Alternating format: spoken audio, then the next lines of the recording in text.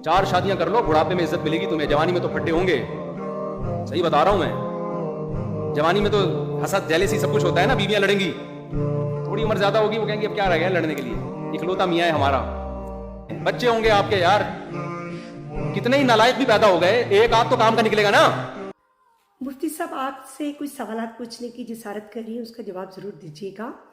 आप ने लगता है वो जो 3 औरतें और 3 कहानियाँ जो अखबार जहाँ में आता होता था, उस तरह की कोई 4 औरतों की कहानियाँ पढ़ रखी हैं, कोई ऐसी बुक पढ़ ली है और आप चाहते हैं वो बुक दूसरे लोगों को भी अज़बर हो जाए। आपने शायद औरतों की नफ्सियात की बुक नहीं पढ़ी और उसको भी पढ़ लीजिएगा। बसीते औरत जितनी नफ्सियात मैं जानती हूँ।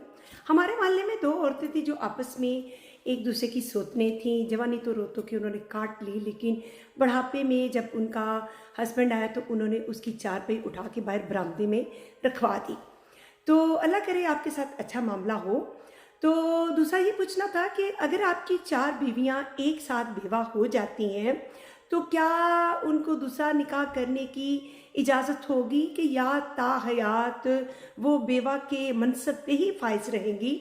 और अगर वो इजाज़त होगी तो क्या वो अलग अलग मर्दों के निकाह में आएंगे या एक ही मर्द के साथ उनको निकाह करने की इजाज़त होगी?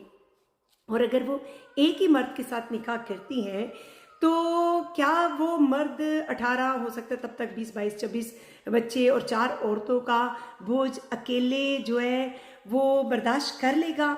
आप अपना ज़रिया माश बता सकते हैं ताकि आने वाला जो मर्द आपकी जो फैमिली को सहारा दे वो भी वो ज़रिया माश अपना ले और उनकी जो ज़िंदगी भी है वो हंसी खुशी गुजर, सारी दुनिया को पता चल सके कि आपने अपने अजीम कंधों पे जो बोझ उठाया हुआ था वो कैसे उठाया था।